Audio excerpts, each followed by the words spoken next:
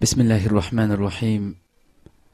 الحمد لله رب العالمين، والعاقبة للمتقين، والصلاة والسلام على أشرف الأنبياء والمرسلين، سيدنا وحبيبنا محمد وعلى آله وأصحابه أجمعين. Assalamu alaikum wa rahmatullahi ta'ala wa barakatuh. Hürmetli radyo anlıqçılar, aldı bilen Cenab-ı Allah subhanahu wa ta'alaga pak hamdu sana ve Peygamberimiz Muhammed sallallahu aleyhi ve sellemge en güzel dürüt salamlarımızı yollagan dekin, İslam buluqi programımızın birinci sanığı kelginlerini kızgın karşı alımız. Bu programımız inşallah her günü muşu saatlerde Naq Meydan'dan İstiqlal Radyosu arkalık diqqatinlarda buludu.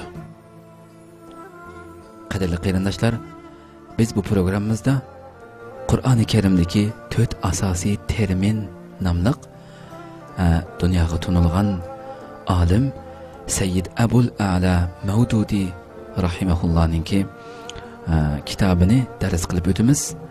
Bu kitap qeyrindeşimiz Kamilcan Qashqari tarafından tercüme kılıngan. Allah onun kılgan bu güzel emgekleri üçün Allah onun kuluğu dert vermegey ve şundaqla tiximi güzel, yaxşı onun deyin ki hizmetlerde yaxşı utuqlarını tiximi yaxşı ümmetimiz ve milletimizge güzel hizmetlerini kılışqa müyesser kılgay. Amin. Hürmetli qeyrindaşlarım, bugünkü biz bu kitap hakkında mukaddime şeklinde mukaddimini sunumuz. Aldı bilen biz kitap tercümanı qeyrindaşımızın bu kitabını qabayan kiriş sözünü ve şundaqla kitap aptorunun ki Seyyid Abul A'la Mevdudi rahimahullah'ın ki kitapqa yazgan mukaddimesini bugünkü programımızın yani birinci sahnede diqqatinizlarga sunumuz.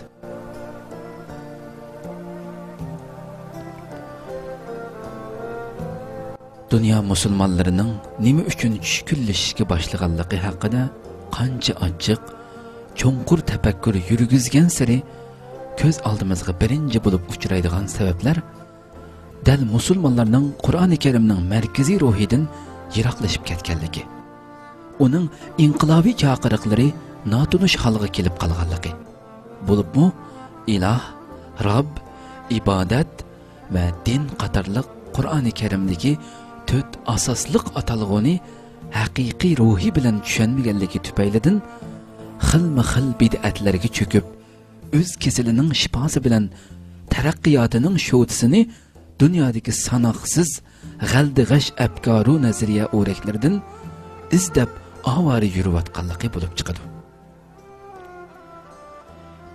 Dunyoda to'gining cho'lviridan qo'li ajirmaydigan arab xalqini butun dunyoga rahbar qilib chiqargan Qur'oni Karimning nodir inqilobiy chaqiriqini ulug' islom mutafakkiri Seyyid Abul A'la Mevdudi rahimahulloh qo'lingizdagi bu kitobni yozish orqali intayin ro'shan oydinlashtirib bergan hamda Qur'onni tushunishning eng oson yo'lini ko'rsatib bergan. Alloh taolaning Seyyid Abul A'la Mevdudi rahimahullohga Qur'on ilmidan naqadar chunqur basirat ato qilganligini bu kitobdan ochiq ko'rib olg'ili bo'ladi. Bu kitob urdu tilida yozilib, tunji nashrdan chiqibla qisqagina muddat ichida 50 dan ortiq tilga tarjima qilinib, olam shumul ta'sir yaratgan bo'lib, garchi hajmi kichik bo'lsa-mu, Seyyid Abul A'la Mevdudi rahimahullohning nodir tadqiqot asarlari qatorida salmoq o'rinni egallagan. Mencha kitobning odamni qoyil qilmay qo'ymaydigan ajoyib esil, o'zgacha dalillik tadqiqot uslubi haqida uzun to'xtalib yurmasakmi, bu kitobning arabcha tarjimasini ko'rgan olam shumul islom olimi Shahid Sayyid Qutb rahimahullohning chunqur qoyillik bilan "Men bu kitobni o'qibla Qur'onning soyasida nomli tafsirimga qayta qarab chiqish qaroriga keldim deb baho berganligi kitobxonlarga nisbatan bu asarning zo'r ahamiyatini va olamshumul ta'sirini aniq ko'rsatib berish kerak. Lekin Navodi kitobning Uyg'urcha tarjimasi avtorning salohiyatiga yarasha layoqatli chiqmay qolgan bo'lsa, buningdagi yetersizliklarning hammasi avtorga emas, balki menga taalluq bo'lgan bo'ladi. Har holda men bu tarjima asarimni layoqatli chiqqanligi uchun emas, faqat Allohning diniga xizmat qilishdan iborat ixlosim sabablik mening va ota-onamning Allohning afu rahmatiga noil bo'lishiga vasila bo'lishini, shundaqla keng o'qirmanlarning o'z duolarida bu olamshumul asarni keng Turkiston xalqining diqqat nazariga sunishga hassa qo'shgan butun qarindoshlarni aslab turishini tovanchilik bilan iltimos qilaman. Kamiljon. Qadrli qarindoshlar, tuvanda biz kitob avtori Sayyid Abul A'la Mavdudi rahimahullohning kitobiga yozgan muqaddimasini diqqatingizga sunamiz. Bismillahirrohmanirrohim. Qur'oni Karimning istilohiy lug'atlari, ya'ni terminologiyalik atalg'ulari ichida iloh, Robb, ibodat, din degan bu 4 so'z eng asosli ahamiyatga ega. Ya'ni Alloh taolo tanho Robb va ilohdir. Uningdan boshqa hech bir iloh va Robb yo'qdir. Na ilohlikda, na Roblikda hech qanday ikkinchi bir sheriki yo'qdir. Shunga faqat ana shu Allohnila o'zinglarning Robbi va ilohi deb e'tirof qilinglar. Uningdan boshqa har qanday birining ilohligini va Robligini butunlay inkor qilinglar. Faqat uningga ibodat qilib, boshqasiga ibodat qilmanglar. Dininglarni uningga xolis qilib, boshqa butun dinlarni rad qilinglar degan ta'limotni cho'ridaydi. Masalan, Alloh subhanahu va taolo Sura Anbiyaning 25-oyatida mundaq deydi: وَمَا أَرْسَلْنَا مِنْ قَبْلِكَ مِنْ رَسُولٍ إِلَّا نُوحِي إِلَيْهِ أَنَّهُ لَا إِلَهَ إِلَّا أَنَا فَاعْبُدُونَ. Biz senden ilgiri evetken peygamberlerinin hemmesiga mu dal mana şundaq vahiy qilib, menden başqa hiç ilah yoktur, mangli ibadet qilinglar degan edi, deydi Allah subhanahu wa ta'ala. Yana Allah subhanahu wa ta'ala Sura Tevbe'nin 31-oyatida وَمَا أُمِرُوا إِلَّا لِيَعْبُدُوا إِلَهًا وَاحِدًا لَا إِلَهَ إِلَّا هُوَ سُبْحَانَهُ عَمَّا يُشْرِكُونَ. Ular faqat birla Allohga ibodat qilishdan boshqaga buyurilgan emas. Uningdan boshqa ibodatga loyiq hech iloh yo'qdir. Allah ularning shirik keltirganlaridan pokdir, deydi Allah subhanahu wa ta'ala. Yana Allah subhanahu wa ta'ala Sura An'amning 164-oyatida shundaq deydi: İnna hazihi ummatukum ummatan wahida wa ana rabbukum fa'budun.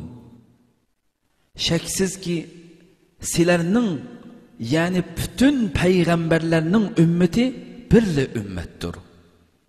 Ve men sizlarning parvardigoringlarman.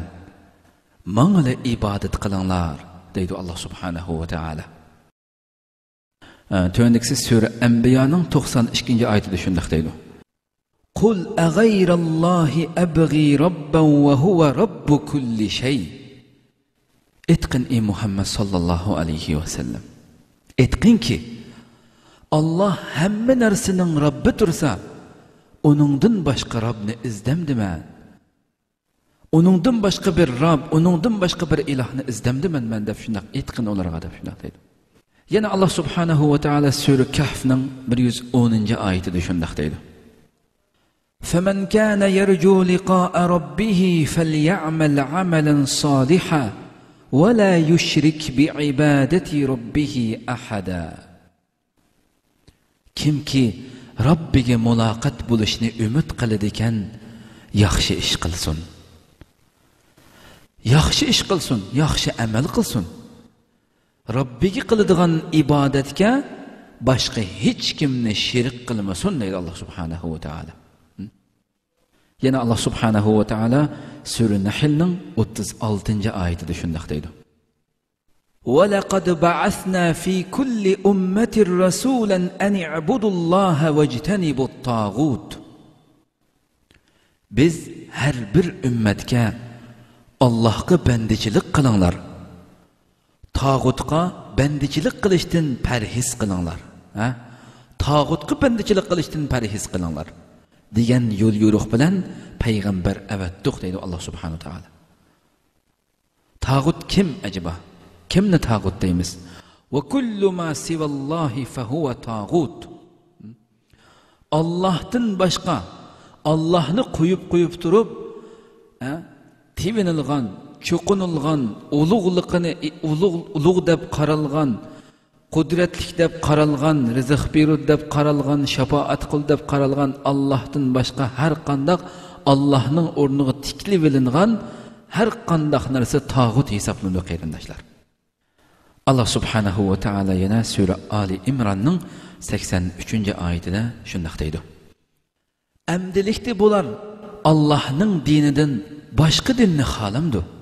Vahalenki asmanlardaki ve zemindeki bütün narsalar ixtiyari ve ixtiyarsız revişte Allah kılı boysunu uçulardır. Emdilikte acaba bu insanlar Allah'ın dininden başka bir dinni, başka bir narsani xalamdı? Başka dinni xalamdı. Ameliyette asmanlardaki ve zemindeki bütün narsalar meyli ixtiyari olsun ve ixtiyarsız halde olsun, hemmesi Allah kılı boysunu uçulardır. Hem de onlar Allah'ın dergahıga qaytib barıdı deydi Allah subhanahu wa ta'ala. Yine Allah subhanahu wa ta'ala sura Zümer'nin 11. ayetinde şunday deydi. Kul inni umirtu en a'budallaha mukhlisan lehu'd-din.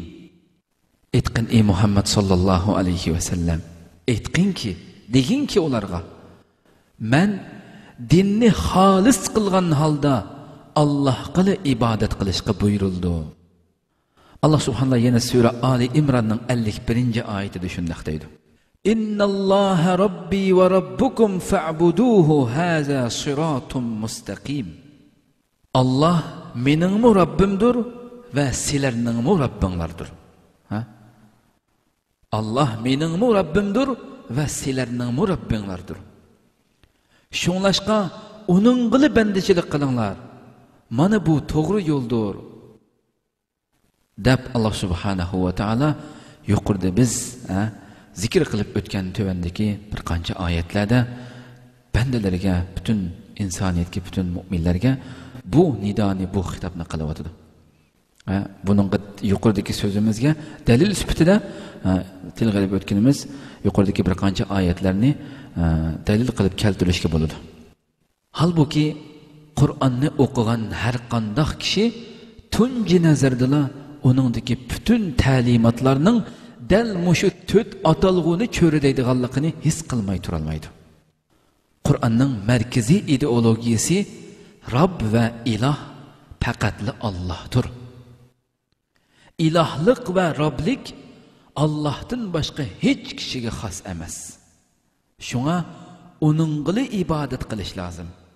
Din bütünley onunla halis buluşu lazım diyen 4 noktadan ibarettir. Kur'an-ı Kerim'nin asasi merkez ideolojisi bu 4 noktadan ibarettir qeyrindaşlar.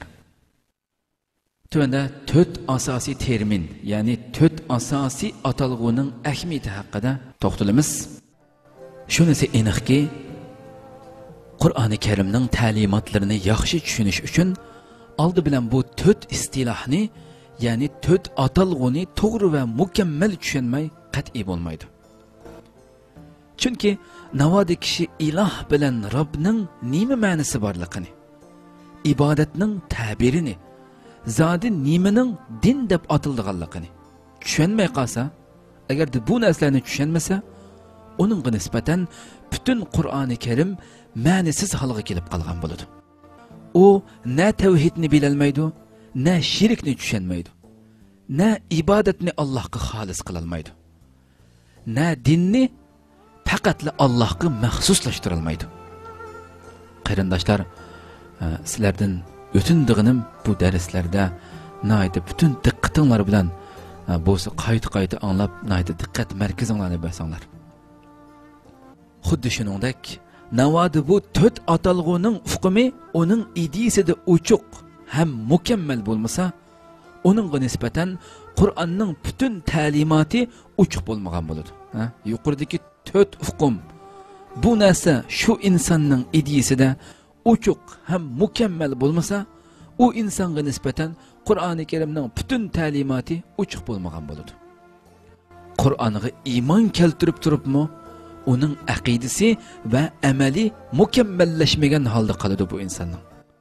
Agar shu narsa to'liq bo'lmasa, Qur'oni Karimga iymon keltirib turuqliq, shu holatda turuqliq uning aqidasi va amali mukammallashmagan holda qoladi.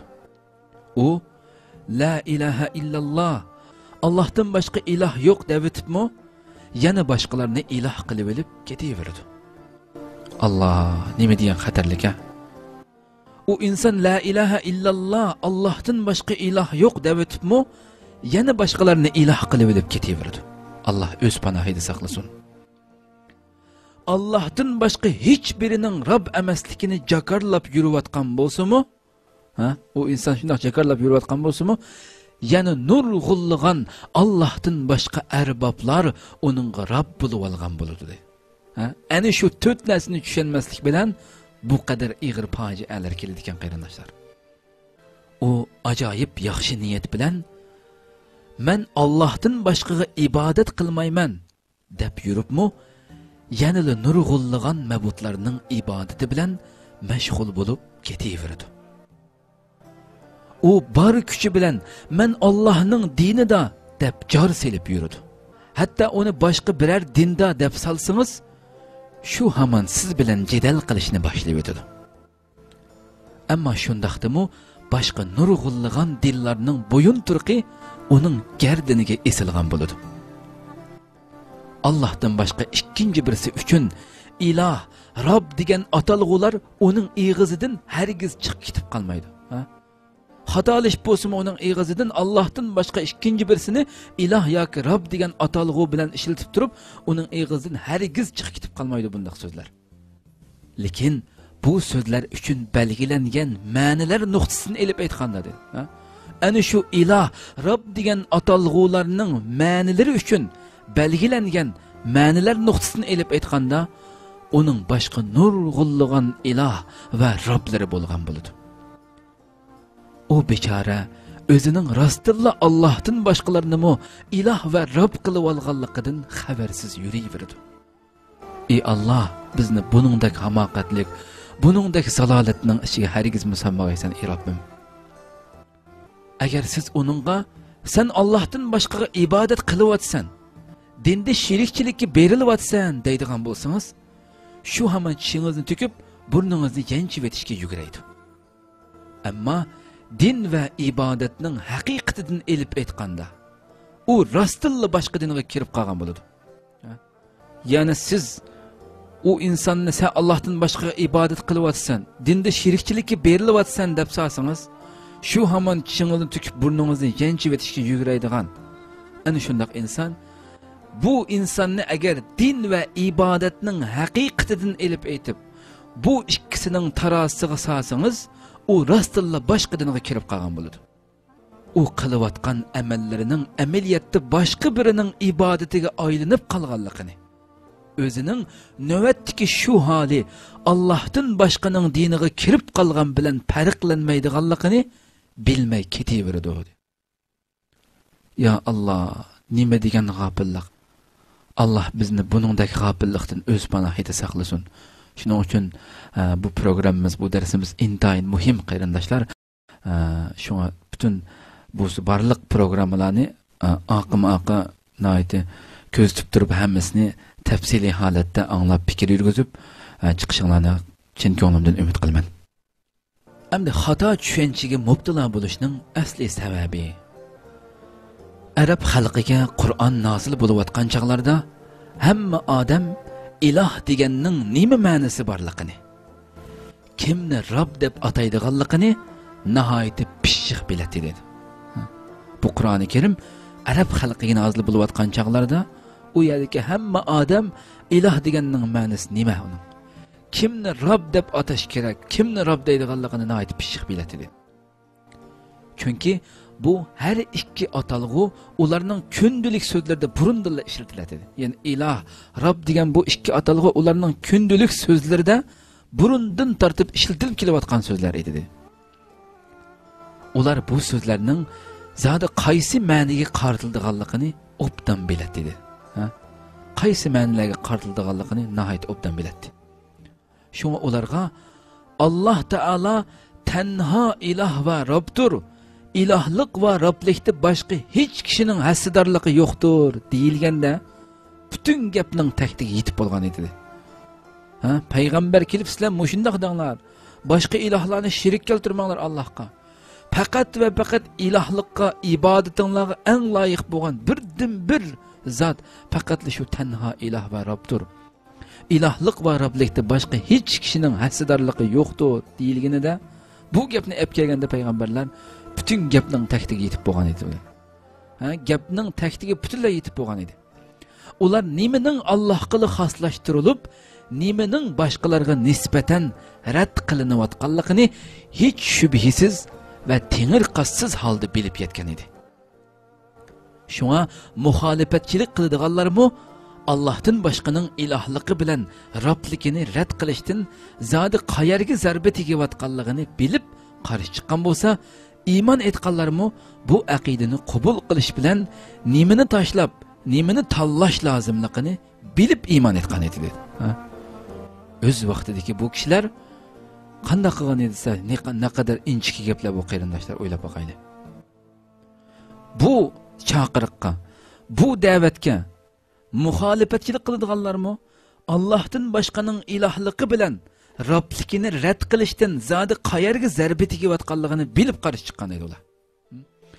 Bu agar men Alloh subhanahu va taolodan boshqaning ilohligini va Robligini rad qilsam, zodi qayerga zarba tegadi degan narsani nihoyat uch bilib turib qarshi chiqqan edi.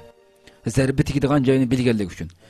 İman shuningdek dal iman etganlar qanday qilsa, bu aqidani qabul qilish bilan nimani tashlab, nimani tanlash lozimligini bilib iman etgan edi. Herkes tengirqab qilib, bunda kallasi ilishib qilib iman etgan emas ular. Balki hammani nihoyat uchuq bilib turib iman etgan edi. Xuddi shuningdek ibodat va din degan so'zlarmi ularning tilida burundan umumlashib kelayotgan atalg'u bo'lg'achqa, ular ibodatning zodi nimaligini, ubudiyat ya'ni ibodatgo'ylik, Allohga bo'lgan qulchilik degandek bu narsalarning zodi qanday holatni bildiradiganligini, nima ma'noni bildiradiganligini buniki.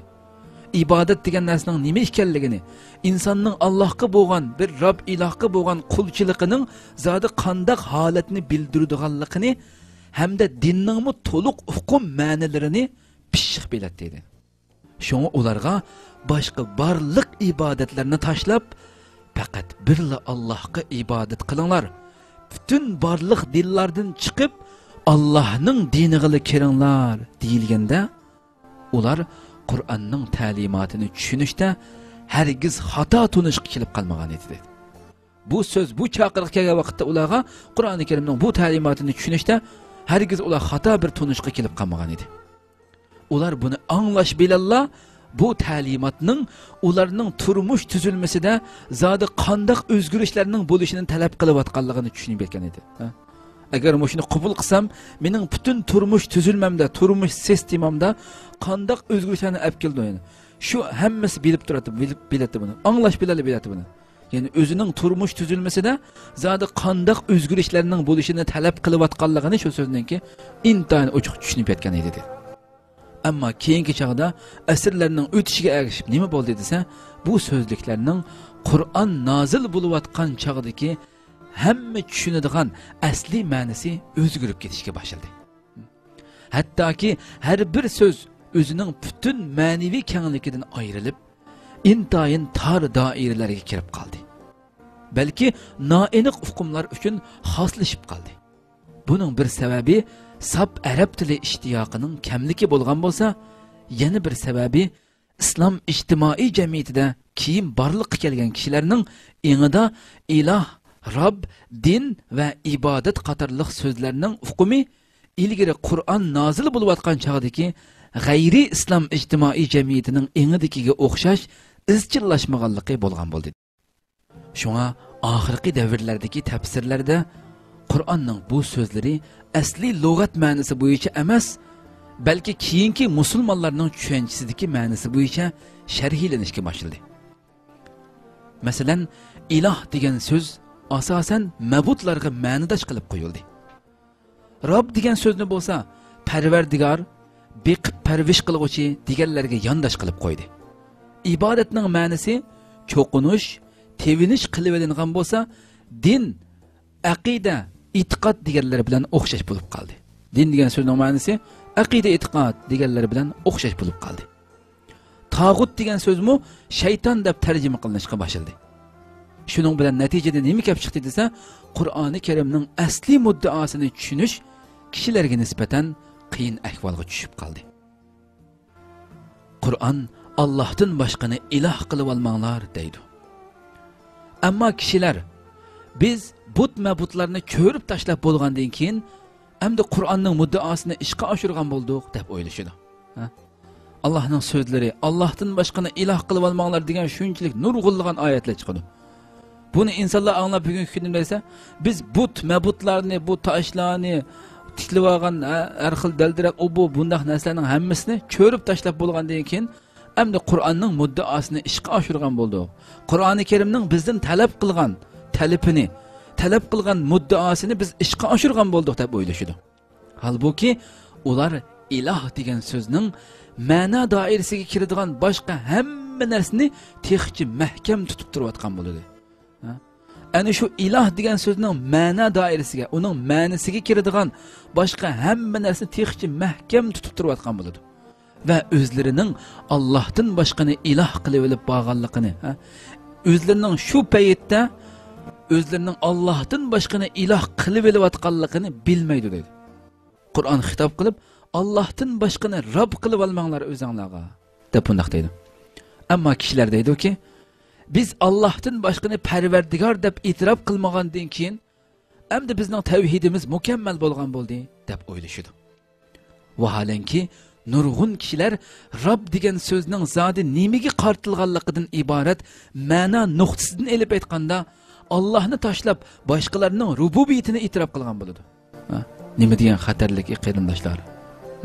Biz Allohdan boshqani parvardigor deb e'tirof qilmagandan keyin endi biz tavhidimiz mukammal muvahhid kishilardan bo'lib ketdik deb o'ltirib, shunday o'ylashib turib, o'zini shunday o'ylaydi. Vaholanki ularning turmushida nurg'un kishilar Rob degan so'zning zodi nimaga qartilganligidan iborat ma'no nuqtasini elib aytganda, Robning ma'nosini tekshirgan vaqtimizda ular amaliyotda hayotida qanday qildi desa, Allohni tashlab boshqalarning rububiyatini e'tirof qilgan bo'ldi. Agar shu taroziga Rob degan taroziga insonlarning amaliy hayotidagi, turmushidagi mengayotgan shakli, yashayotgan hayotidagi ko'rinishlarni, ularning qilayotgan barliq muomala pozitsiyalarini, kallasdagi tushunchalarni Rob degan bu so'zningki ma'nosining shu Rob degan so'z taqozo qiladigan shu ma'no tarozisiga solsangiz, amaliyotda u kishilar Allohni tashlab boshqalarning rububiyatini e'tirof qilgan holatda yashayotganligini, shu holatda ketayotganligini ko'ramiz. Endi Qur'on tağutga ibodat qilishni tashlanglar, faqat Allohga ibodat qilinglar deydi. Mu'minlarni chaqirib qilib, insonlar tağutga ibodat qilishni tashlanglar, faqat Allohga ibodat qilinglar deydi. Ammo kishilar deydi-ki, biz butga cho'qinmaymiz, shaytonga la'nat o'qiymiz, faqat Allohga sajda qilamiz. Shunlashqa biz Qur'onning so'zini ishga oshirib bo'ldik. Ishga oshirgan bo'ldik biz Qur'on Karimning so'zini. Qur'onning talab qilgan, bizdan talab qilganni joyida o'rinlagan bo'ldik deyishidi. Halbuki ular toshdan yasalgan mabutlardan boshqa barliq tağutlarning peshiga texchi mahkam esilgan bo'ldi. Allohim ya Rabbi, nima degan xatarlik. Allah bizni buningdek hamoqatlikdan, buningdek gumrohlikdan, öz panohida saqlasin. Qaranglar, kishilar deydi-ki, biz butqa cho'qinmaymiz. Amaliyotda shu-ku. Hech kim shaytonga, butqa, biz la'nat shayton la'nat o'qiymiz, toshni oldiga kelib ibodat qilmaymiz. Musulmonlarning ko'pincha musulmonlarning ichida bunda ibodat qilman, toshqa, butqa cho'qinman deydiganlar yo'q-ku. Ya'ni biz butqa cho'qinmaymiz, shaytonga la'nat o'qiymiz, faqat Allohga sajda qilamiz. Shunlashqa biz Qur'onning so'zini ishqa oshirgan bo'ldik deyshidi. Amaliyotda nima ekan ularning holi? Ular toshdan yasalgan mabutlardan boshqa deydi. Faqat shu toshlarga cho'qinmaydi. Toshdan yasalgan mabutlardan boshqa barliq tog'utlarning peshiga texchi mahkam esilgan bo'ldi. Çoqunuşdan başqa barlıq ibadet türlerini Allah'tan başqalarga məxsuslaşdırıb alğan boldu. Çünki haqiqatan hammamizga ma'lum bo'lgandek, ibadet faqat va faqat mo'lliq etib sajda qilish, bu faqat çoqunuş, ya'ni egilishlam ibadet bu qadar noiti tar doirada tushuntirsa bo'lmaydi. Hammamizga ma'lum, ibadetning turlari ajoyib ko'p. Ular qanday qildi bugungi kundagi, keyingi asrlardagi musulmonlar qanday qilgan desa, mana bu toshqa cho'qinishdan iborat bu narsadan boshqa barliq tog'utlarning peshiga texchi mahkam esilgan bo'ldi.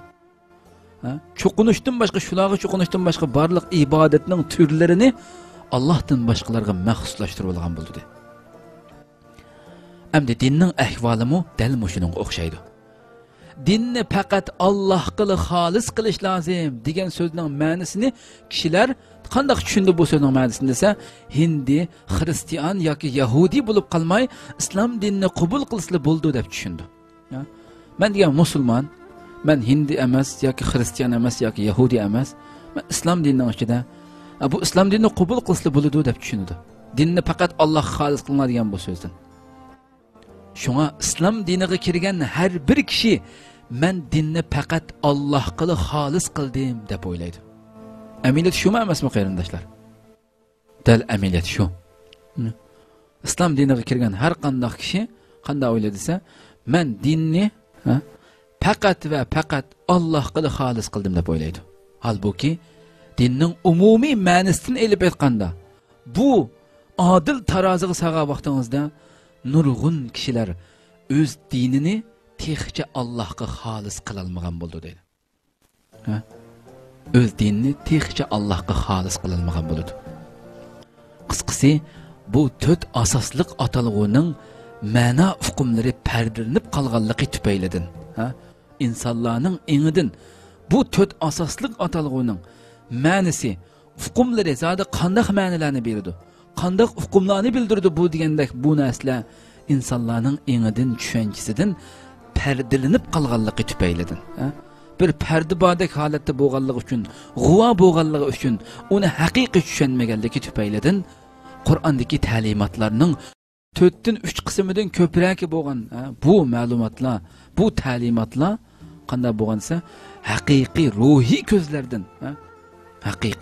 ko'zlardan mastur yepiqli qalga kelib qolgan edi. İslamni qabul qilgandan keyin kishilarning aqida amallarida ko'rinayotgan bütün yetersizliklarning eng cho'ng sabablarining birisi dal mushuningdan iboratdir. Nurg'un kishilarga qaraysiz, islomni qabul qilgandan keyin ularning aqidasi, ularning qilayotgan ish amallarida ko'rinayotgan, qarasangiz bir musulmonning ishi emas. Musulmonning e'tiqod bir tushunchada, bir fikrda emas. Ularning fikrlarini anglasangiz, ig'izingizdan ichib qolgandek fikrlarni qildida. Bir haqiqiy bir musulmonga loyiq emas shu shaklda ko'rinayotgan, ularning barliq tashqi ko'rinishi, ularning qilayotgan aqidasi, amallarida ko'rinayotgan bütün yetersizliklarning eng cho'ng sabablarining birisi nima bo'lsa, dal mushuningdan iboratdir. Ana shu atalg'uni haqiqiy ma'no uqumlari bo'yicha uch ro'shan holda engiga o'rnalmaganligi, engida uch holatda bo'lib ketmaganligi uchun bu holatdagi voqealikni ko'ramiz hayotimizda. Shunga Qur'oni Karimning markaziy ta'limotlarini va haqiqiy muddaosini ochiq ham ro'shan holda tushuntirib berishimiz uchun oldi bilan mushu 4 atalg'uni to'liq sharhlab berishga to'g'ri keladi. Biz agarda bu Qur'oni Karimning bizning hidoyat kitobimiz bo'lgan Alloh subhanahu va taolo bizga hidoyat kitobi shaklida nozil qilgan bu kitobning haqiqiy markaziy ta'limotlarini, haqiqiy muddaosi zodi nima buningki degan bu narsani intayin ochiq ro'shan holda tushunib qilishimiz, buni tushuntirib berishimiz uchun oldi bilan qanday qilishimiz kerak ekan? Mushu 4 atalg'uni nihoyatda ro'shan shaklda to'liq sharhlab berishga to'g'ri keladi. Gerçi men ilgirki qanchilgan asarlarimda bularning ma'nosini oydinlashtirib berishga xilli tirishgan bo'lsam-mu, ammo u butun xato uqumlarni tozalab ketishga yetarlik emas edi. Hamda kishilarni mu to'liq qanoatlantirib oladi, degili bo'lmaydi. Sho'man bu kitobda mazkur 4 atalg'uni mukammal sharhlab berishga va shu haqda Qur'on, sunnat va lug'atlardan dalil keltirmay hiçbir sözünü qilmaslikqa tirishdim. Deydi kitobning avtori mashhur islom alimi Sayyid Abul A'la Mavdudi rahimahulloh. Alloh rahmat qilsin u kishiga. Qadrli radio anglovchilarimiz, bugungi Qur'on buluqi programmamizning birinchi sonida başlagan Qur'oni Karimdagi 4 asosiy termin nomli kitabimizni anglatish programmamiz bugün müşahede ayaklaştı. İnşallah Allah ömür berse, Allah yaşaşqa müyesser kılsa, yani muşu saatlerde sizler bilen yüz görüşükçe sizlerini şu Cenab-ı Allah'a tavşırman. Ve ahiru da'vana enilhamdülillahi rabbil alemin. وصلى الله على سيدنا محمد وعلى آله وأصحابه أجمعين. السلام عليكم ورحمة الله.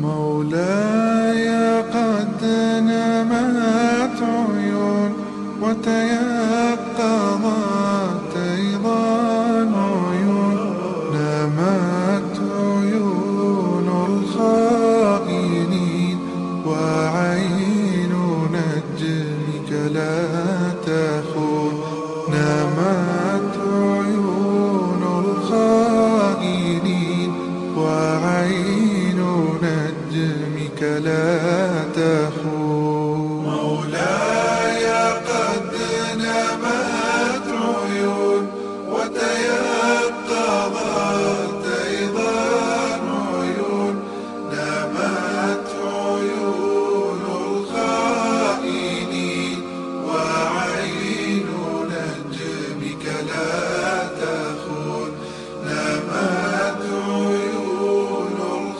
الخائنين وعين نجمك لا تخون.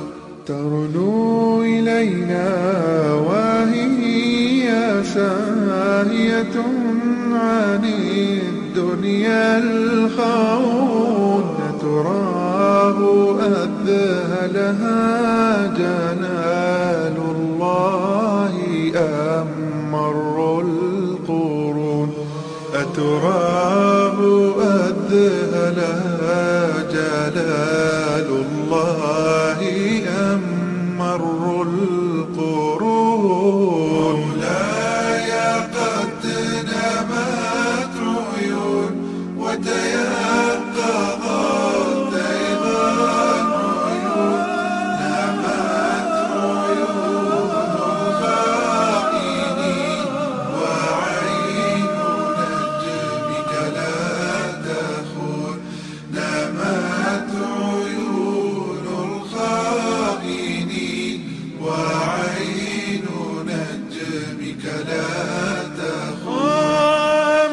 أن من فوق الثرى لا يسمعون ولا يعون، ويح نفسي فلم ترى وهي ترسف في سجود، ويح نفسي فلم ترى وهي ترسف في سجود، وهي ترسف في سجود.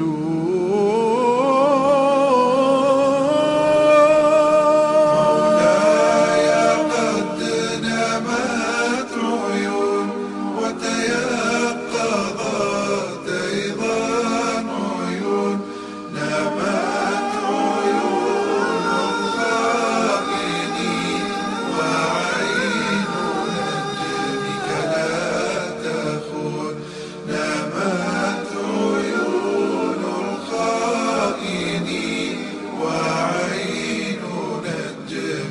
ولا